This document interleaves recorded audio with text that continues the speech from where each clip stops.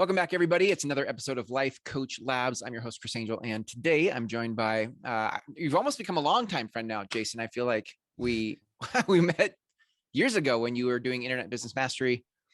I feel like I always tell this story when I interview you, but if I was looking for somebody to teach me how to podcast and had listened to a bunch of people who had the same sort of like format, and I'm like, somebody's teaching these people how to do this. So that was, I would say 8 years ago. I was one of the first real estate podcasts for real estate agents. Everybody was doing real estate investor podcasts, but you taught me that.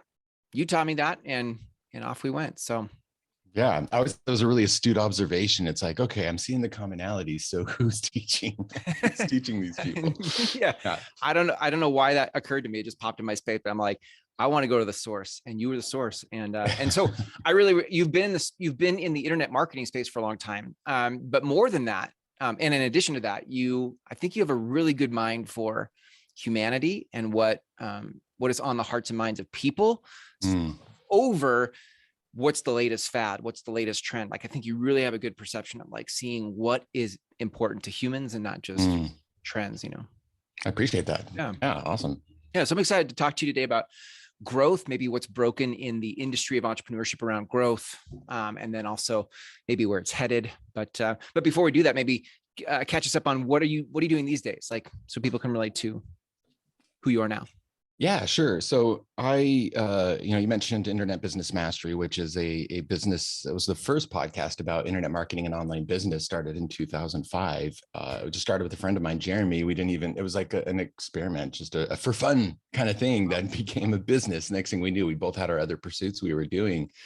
And that was awesome because, over a decade ran that company and launched over 50 or 60, online courses, worked with a lot of amazing people, helping them find freedom from their employment that was no longer making them happy, that they're no longer fulfilled, and helping them find a different path in life.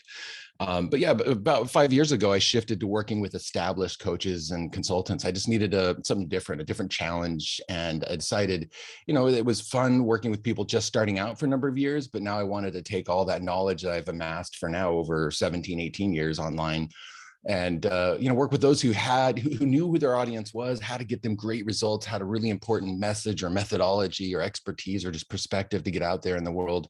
And so that's who I work with now. Specifically, I tend to work with coaches and consultants who have reached that point where they're maxed out or burned out on working one-to-one, simply because the fact of the matter is we only have so much of our time and energy we can sell when you're doing that kind of a service, right?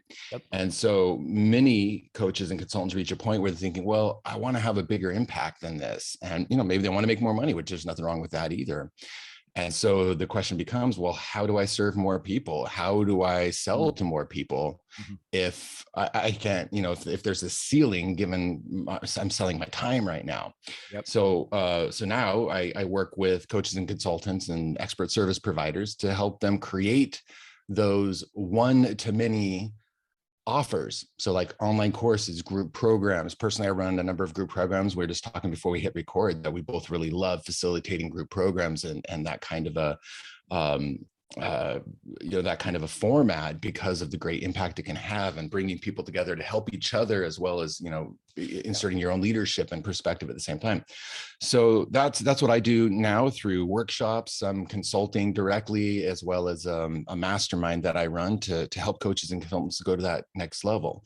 Yeah. And it's something that is meaningful for me, both because I make a living at it and I love it. And I'm a curious person who loves learning about ideas and all the different cool stuff that all these people I work with, like what they're an expert in.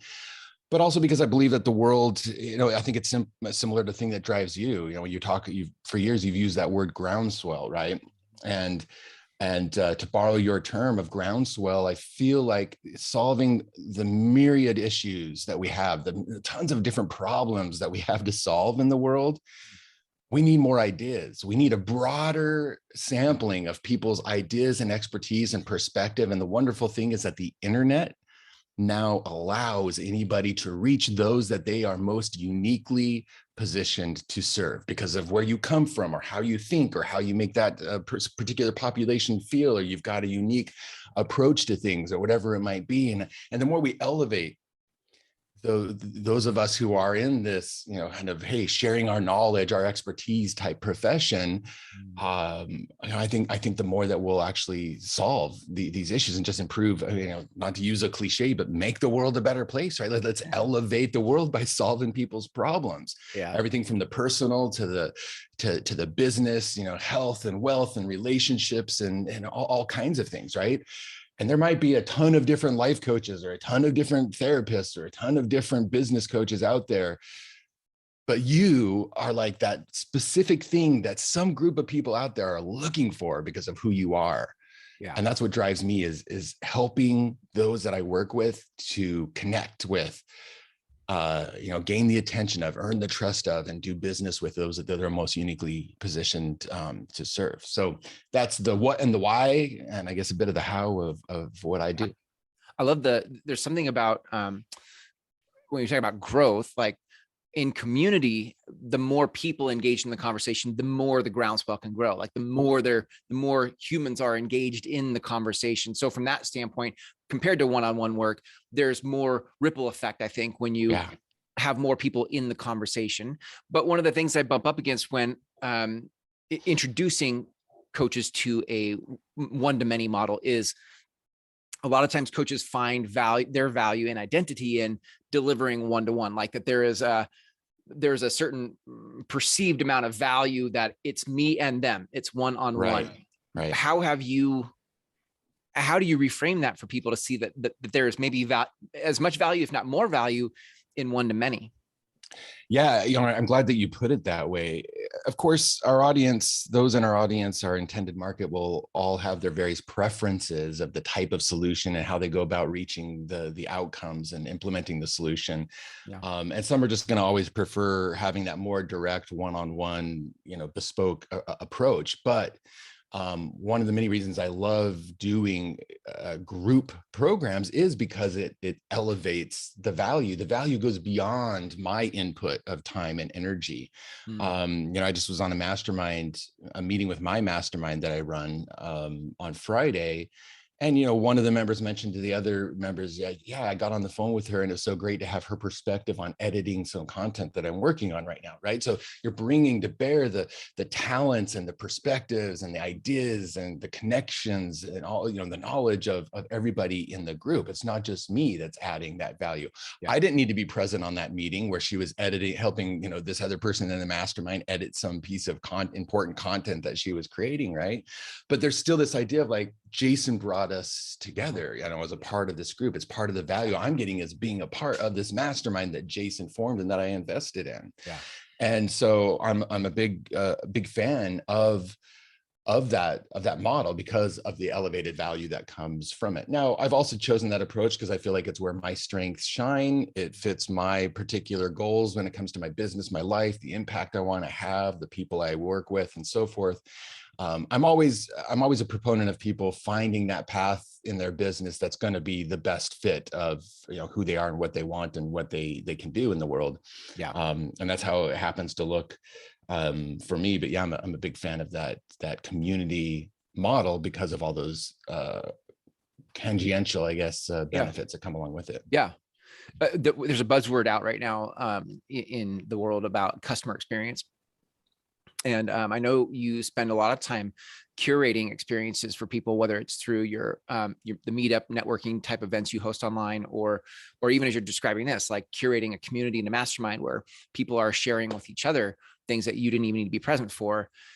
I think there's something to be said for our role as curators. It's almost shifting the role from practitioner, where I'm a coach. So what I do is I practice coaching versus someone who's leading and curating an experience for others, and then maybe choosing the points where you bring your practice into the conversation, like you bring your coaching into the group. But there's definitely an identity shift, I think, for people to move one-to-many.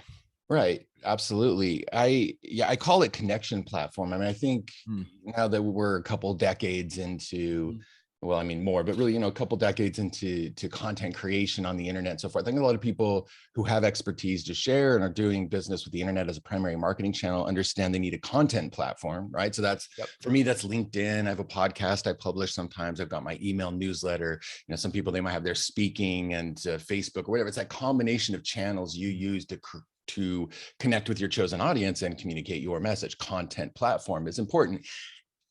Along with that, I'm finding that it's really important to have your own connection platform. Now, I think, to whatever degree we might be successful. I mean, some of us do it better than others, and some of us know we need to put more effort into it than others. We all know that networking in business is important. Like, this is an important way to find clients, get referrals, connect with opportunities, connect with mentors, collaborators, or just support systems when it comes to business, right?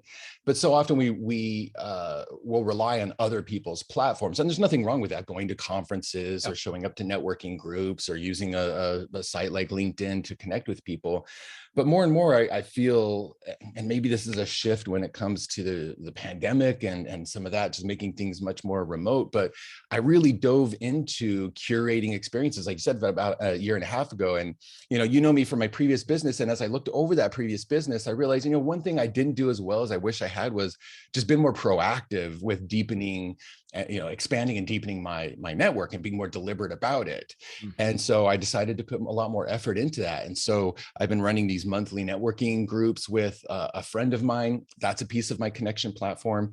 Let me give a definition to connection platform. In this way, same way that content expands your visibility, elevates your authority, connects you with opportunities, your connection platform does that as well. And so I've got networking events, I run discussion groups, I run what I call mini masterminds where I curate and bring people together.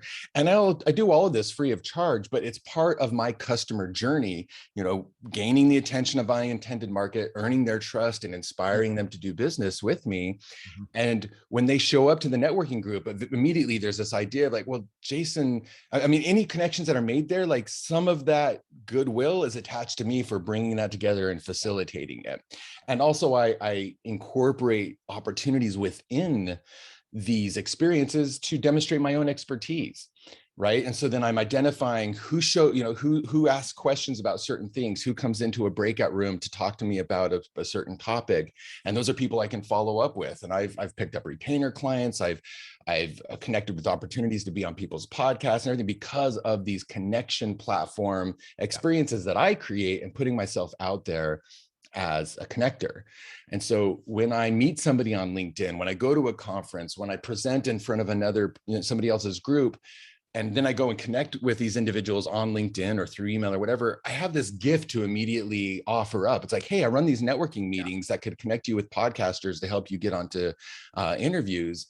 Would you like more information about that? I'm not coming out of the gate with an ask or this like veiled attempt at selling or getting whatever it is I want. I'm just, I have this genuinely valuable thing that I've crafted to bring them into my orbit and give them a taste of, here's what Jason's like. Here are the kind of people that he knows and brings together. Here's how he operates as a coach, as a facilitator.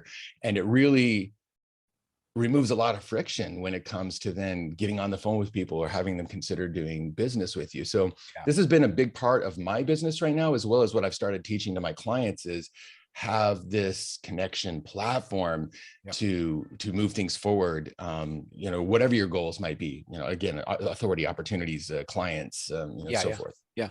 I asked a guy the other day who he's had several exits from companies, and very smart guy. He has actually he was he'll be in this episode. I don't know. I think he's coming up after this interview, but his name's Andy Greenwalt.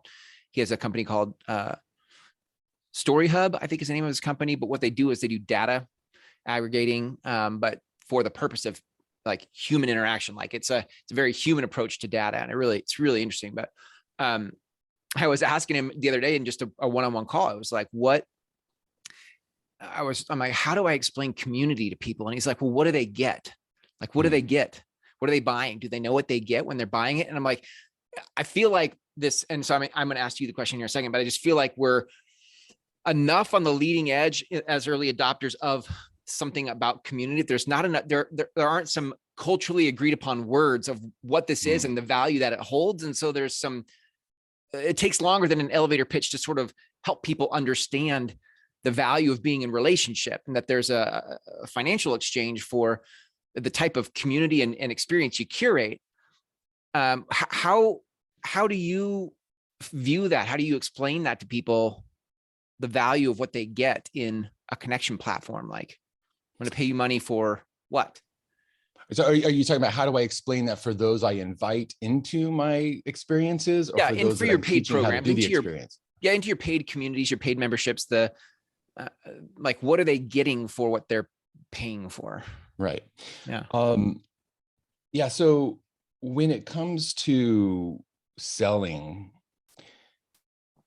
and creating offers for people, ultimately, we are selling the fulfillment of people's fundamental human needs that are driving their behavior. And it's true for all of us, right? Yeah. Yeah. And when you ask that classic question, well, why is that important to you? And then they tell you, and then you say, well, why is that important to you? And Yeah. then they tell you, right? So it's like, I help people launch online courses. Okay, well, why is that important to you that you'd like me to help you launch an online course? Oh, well, it can stabilize my income. Maybe I'd like to be able to just help more people and make more money. Okay, great. So why is that more important to you? And then if you ask that enough times, you eventually get to a fundamental human need. It's a word that sounds like safety, Right. connection, self-actualization. These are, I mean, you can think of, we've probably all heard of Maslow's hierarchy of needs, but there's even a list that goes beyond that. The reason why I bring this up is because we all have a fundamental need for connection. And, I'm fortunate to be in a space of entrepreneurs who I think more readily understand how important relationships are, and understand words like a mastermind, or getting referrals and things like that. Right. But I also attach it to, like, well, what are the specific things you're going to get out of those connections? So I bring it back down to that fundamental human need of connection. Yeah. When I talk about it, but also, like, for instance, I'll just take the networking events that I do monthly. I co-host them with a friend of mine. We started about 1.5 years ago, in the middle of pandemics. Like, hey, here's a new way to connect with people since all the conferences are shut down, right? Right. Yeah. Now, both he and I both work with coaches and consultants, experts, thought leader types. So we thought, like, well, what is something that all those people want? I mean, yes, to make good connections. What are some of the primary reasons they want those connections?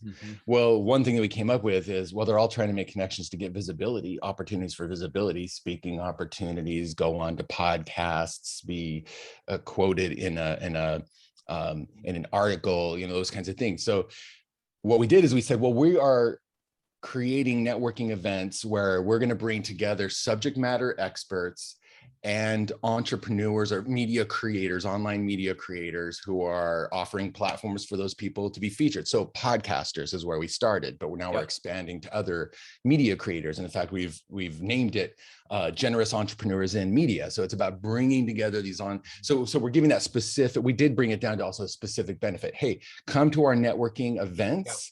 And our goal is to connect podcast hosts and podcast guests together so that, each of them is getting what they need out of that relationship. Now, we know very well that all kinds of other benefits and connections and relationships, people tell us, I met my new business bestie at your event, or, this person and I, now we're working on a project together. And then we hear plenty of, I got onto shows because of coming to your event. So that's two things. One is tying it down to what is the fundamental human need, and then also tying it to a very specific top of mind thing that we knew our target market was about. So I didn't make a networking thing about online courses. I could have done that. It might have been a little too, I don't know, on the nose or narrow, but I was like, I know they want visibility. I know they want to connect with media and content creators to get out there.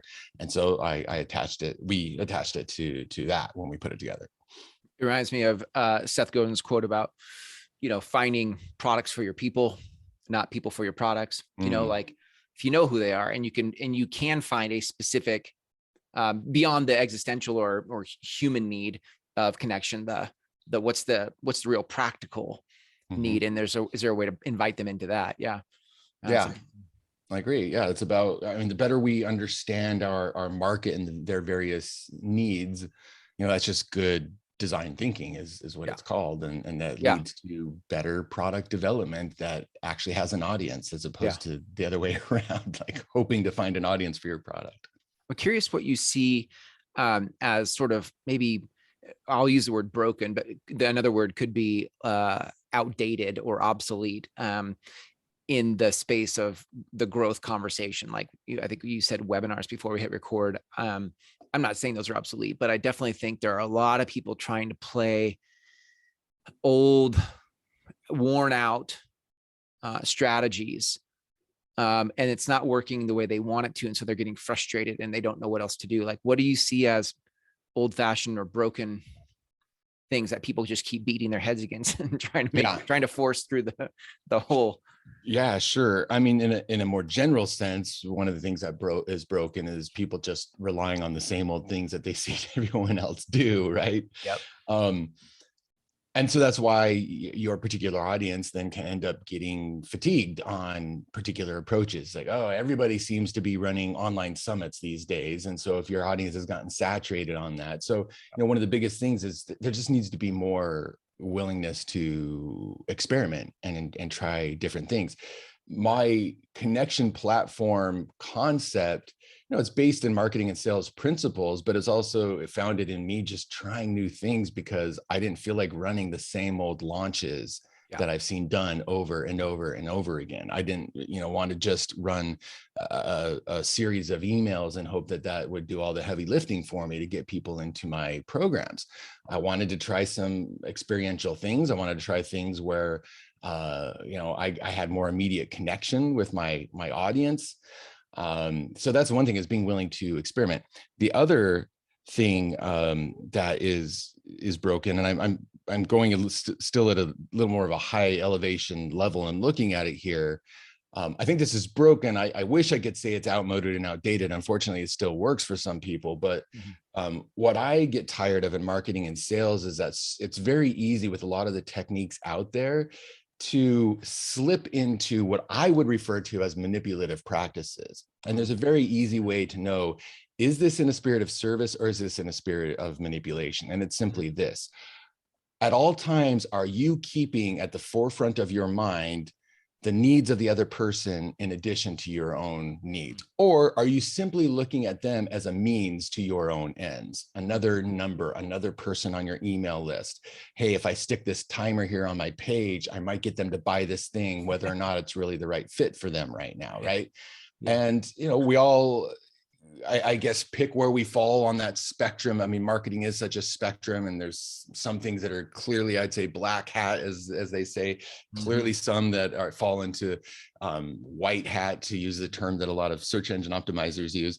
Right. And then you got this gray area, but I think there's way too much in the gray area that we need to let go of. And I just want to see, I think more, it's not only just better, human experience and just better for, people and humanity, but also I think it's good practice. The more I keep using this word needs, but that's because that's how we have empathy, is make sure we understand the needs of the people that we're trying to, get to do business. I like to say inspired to do business with us.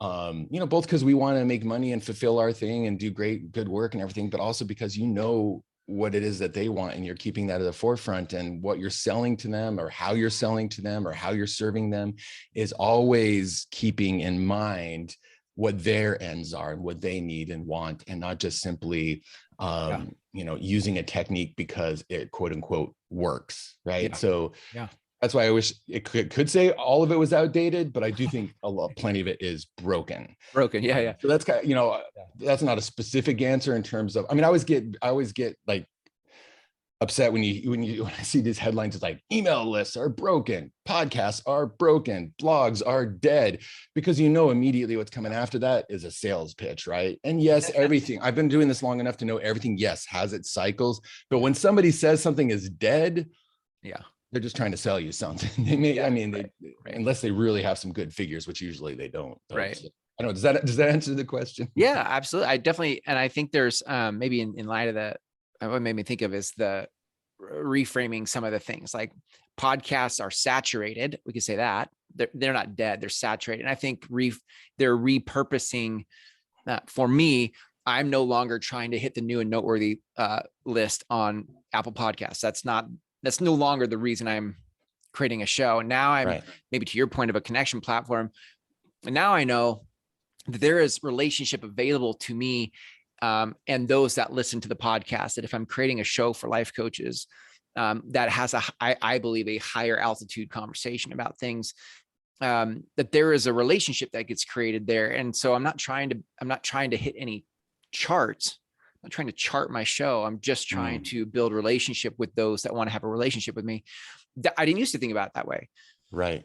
It's a different, and I think the world the way I see it is it's tribing down. I think the world is starting to find its respective community. It's where does it fit? It's 1,000 True Fans. Like we belong together and we belong together. And yeah.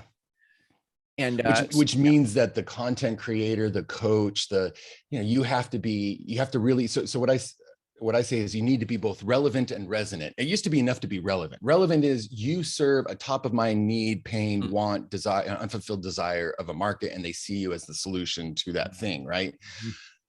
That's not enough anymore because there's so much noise and so many people now. And I'm talking about coaching. I mean, coaching, I don't even know what the numbers are, but they're staggering in terms of the number of coaches that are coming online every single day. I don't say that to scare people away. I just say, you got to try harder. You need to know, where do you sit? Right. Who is it that, again, going back to that, who are you uniquely positioned to serve?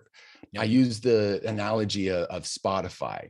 It's amazing. We live in this day and age where now we know we can find, like, I can go to Amazon and find the exact product that I'm looking for with the right kind of reviews, the right kind of features I want. I can go to Spotify and search for jazz klezmer, and I'm going to find a playlist of a very obscure combination of genres, jazz klezmer, right? It's there.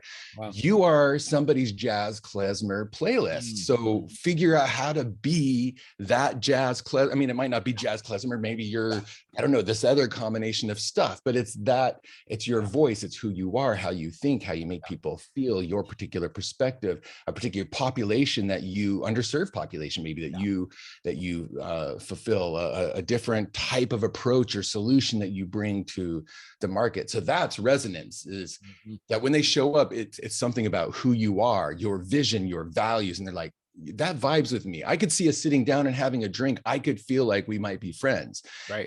You and I met online, but eventually we did. We sat down and had ice cream together in Portland, Oregon. Right. Yeah. So I can only imagine at some point I resonated with you. So that's so much more important now, is relevance plus resonance is vital. It's key given the advance, just how things have advanced and gotten more noisy. Lots of opportunity out there, also lots of noise. So you just have to try harder, and that's a good thing, I think. So if you think about your vision for growth, like how coaches, how entrepreneurs would grow their business, their incomes, their impact, like what does that look like to you? Obviously there's content and there's connection, there's relevance and resonance. What are some of the other things you see about where growth is going? Yeah. So, here's kind of the phases because I work with a lot of coaches and consultants, and also myself, having gone back through this process from the beginning over the last 5 years after leaving my last business. There's these phases you go through, and I find it, the first phase of growth, and then I'll bring it to kind of looking forward. But the first phase of growth is you just got to figure out, like, who do you serve best? And you might be trying a lot of different, working with this kind of person and this kind of person, and maybe being too broad, and maybe that's okay at first, and who you take on as clients. And some work well, and some you realize, I wasn't able to really do my best work because they weren't really in the right place yet. And it's hard when you're early and trying to make money, and so you're saying yes to as many people you can, but bit by bit, hopefully you narrow it in, like, this is who I serve best. Then the next phase is you got to get really good at how do I best serve that person and consistently deliver results to that type of person. So now you're starting to form your own signature approach, your own signature process to things. So then the next phase is okay, formalizing that signature process. And it's one of the reasons why I love working with people on online courses, because it's a forcing function for, I need to formalize what's in my brain.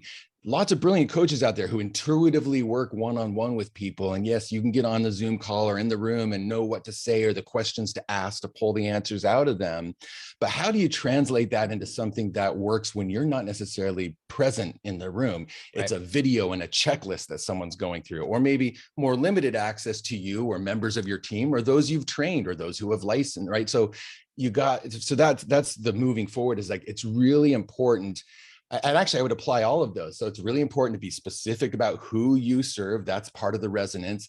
Get really specific about, how you serve them best. That's part of the relevance and the resonance. And then you got to dial in that asset of your signature process. And when you've done that in the right way, well, I have my own signature process for launching an online course. I also have a signature process for doing market research to figure out, well, what should I be selling to my market? I also have a signature process for coming up with the right messaging or a promotional campaign for selling an offer. And they're a representation of my experience of sound principles that you might learn from other people as well, but then also my own values and ways of teaching. I use lots of frameworks. I do lots and lots of research. Like I know the things that people come to me for as opposed to somebody else. And so I infuse as much as that into my process as possible. And then when you've got that process figured out, well, now you can slice and dice it. You can deliver it as the one-to-one consulting. You can take this piece and create a little entry-level course that somebody buys the first time from you to kind of dip their toe in the water. And then they're like, okay, this is great. I want to upgrade to the bigger thing. You can package it as the group program. Maybe you get invited to do an on-site workshop. So you're like, great, I'm going to take these 2 modules and do of my process and do an on-site. So that becomes this asset that's uniquely you and that you can grow with because you're able to create offers that fit the different needs of your intended market. And you can start systematizing it. So now when I work with people, even when I am working with people one-on-one, and that's ostensibly more time demand for me, I'm still relying heavily on videos and checklists and assets and things that I've created that I use in my courses, but I also use them with my one-on-one clients. And so that starts feeding each other, and it all comes back to, I formalize my signature process. And so that becomes a big core of the growth of my entire business model. So that's how I look at growth in this kind of a market. I think it's really important to have a foundation. I call them your premise and your pillars. Like there's a premise for what you think will change the world. Right. And you're the only one that knows what that is. Life taught you something that you say, I really believe from what life has taught me, this is the thing that would change the world. And then what are the pillars of that premise? Like what are the ingredients, the components?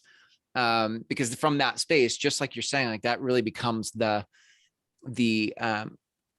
foundation for how you carve it up, because you could teach a workshop on one of your pillars. You could do a speaking gig on another pillar. Like you have all kinds of options, but I think a lot of people in coaching space, they get so distracted by trying to learn the business of coaching that they don't look internally for what has life taught me.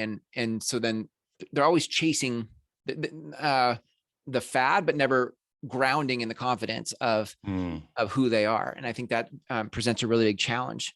Broadly, what we're speaking of here, I think, is what I would also call finding your voice, which, we hear about artists will talk about like, oh, they really have a voice. And I'm not talking about your vocal voice, though that's important maybe too, but it's, what are you saying? How are you saying it? Why do you want to say it? What's at the foundation of that? And as a musician, in the past, I had to find my own artistic voice, but certainly as a coach, a consultant, somebody with ideas, I have a certain voice too. Think of like a Gary Vee versus a Seth Godin, both business minds who have valuable things to share, very different voices, some similar values, but then some very different approaches to how they share some things too. Right. So, that's just to kind of give maybe an obvious example of the difference of two people. But, and one of the best books I've read on this is Louder Than Words by Todd Henry. Yes. One of my top 5. Yeah. I love that book. Yeah. So good. I interviewed him a couple of years ago for a different podcast I had, and it was right at the time that book was coming out. It's always remained one of those top books. Good one. Now I want to go back and read it. Yes, I know, but it's interesting because it wasn't. I don't know that it was one of the most one of his best-selling books. I don't actually know where it ranked in that, but for me, it was one of the top 5 books I've ever read. Like it was that. It's very, very niche idea. I think he got a couple of his bigger, hits out, and I don't know the numbers either, but it's my favorite of his books, me personally. So yeah, it was really good.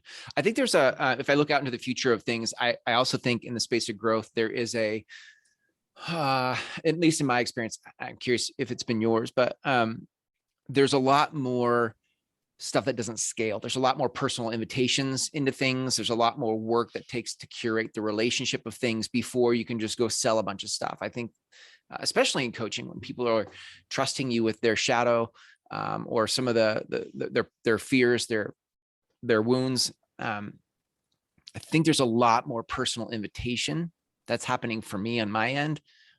Is that would you say that you're experiencing that as well?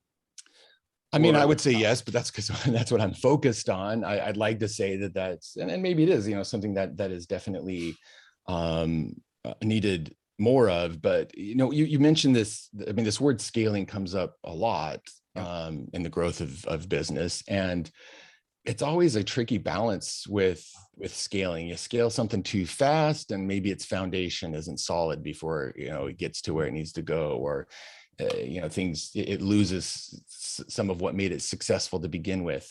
You scale too slow, and you've got a ceiling that doesn't allow growth, and so then you're hindered into where you can take your thing.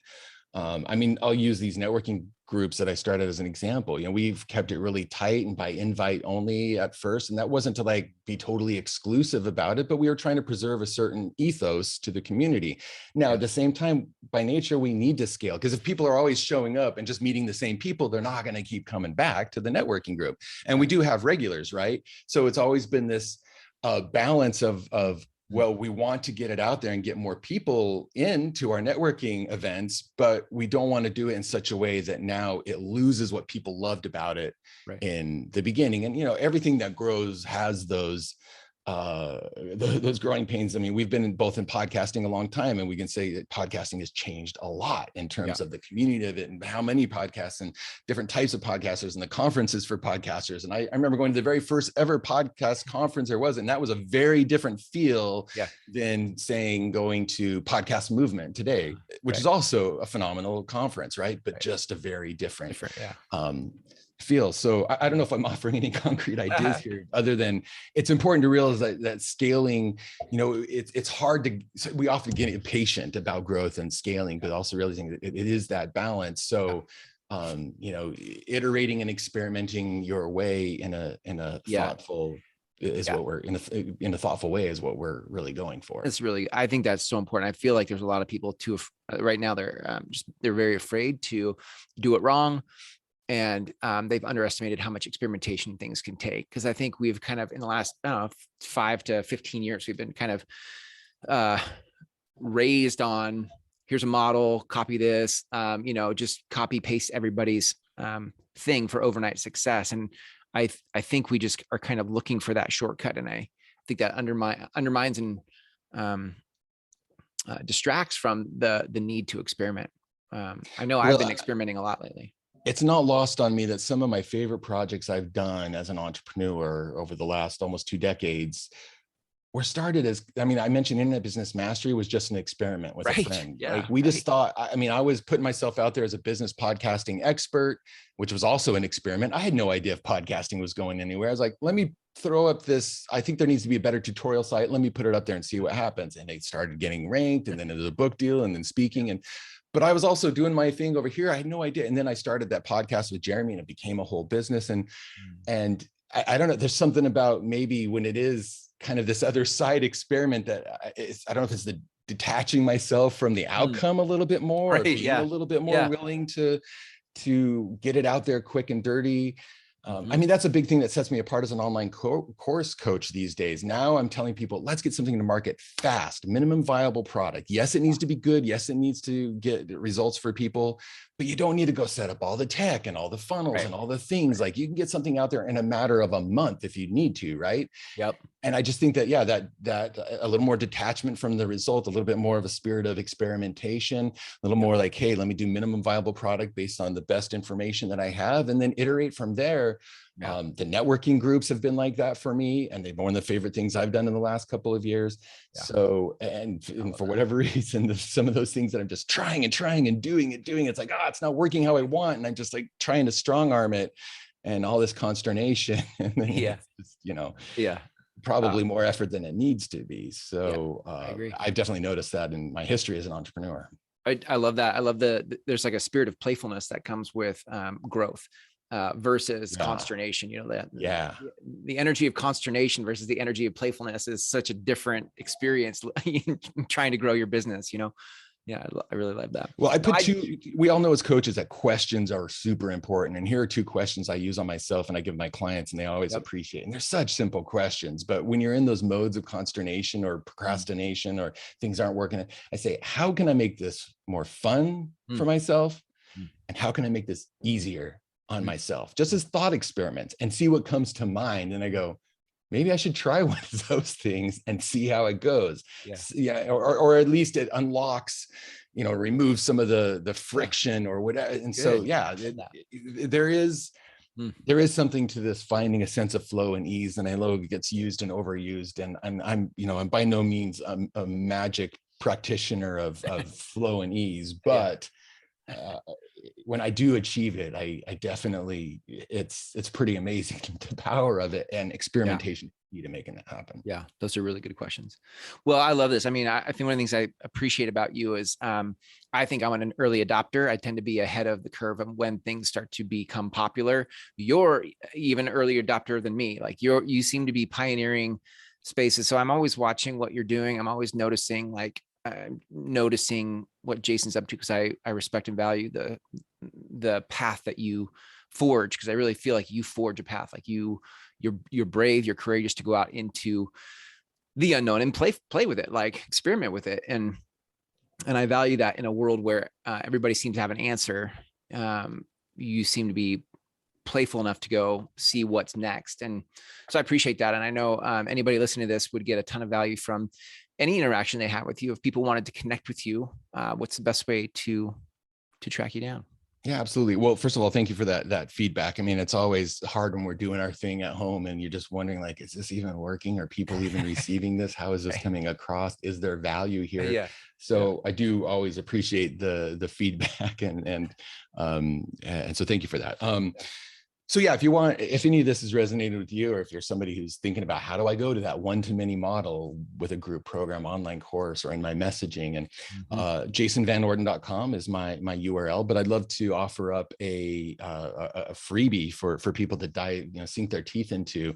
If you go to, and I'm just going to double check this, leanlaunchmethod.download. So that's the web address, leanlaunchmethod.download. That'll take you to a page where you can download a case study of how I helped a client get a new online course to the market in a matter of 3 weeks when she needed to bring some cash in. The pandemic had taken away a bunch of her income, and how I do that with my clients without the tech headaches, without time-consuming production, without fancy funnels or setting up a course website, or even if you don't have an email list. So if you've always thought like, oh, maybe I would like to go one-to-many, but it just feels too hard, or I don't know the first steps, or it's just so much work, check out this case study at leanlaunchmethod.download, and I think it'll shift your perspective on what's possible. I love it. So good. Jason, thank you so much for your time today. I appreciate the mind that you are and the heart you are in the world. And until next time, be well. Well, likewise, Chris, thanks so much for the invite. Well, that's it, gang. Thanks for listening to this episode of Life Coach Labs. Before I let you go, I want to invite you to two things. One, there is a companion Facebook group to this show called Life Coach Labs. Go to Facebook and search Life Coach Labs. You can see it here on the screen. If I scroll through, this is a companion group to the show because it gives me a chance to get to know you. I want to know you as much as you listen to me and my guests. I want to know you.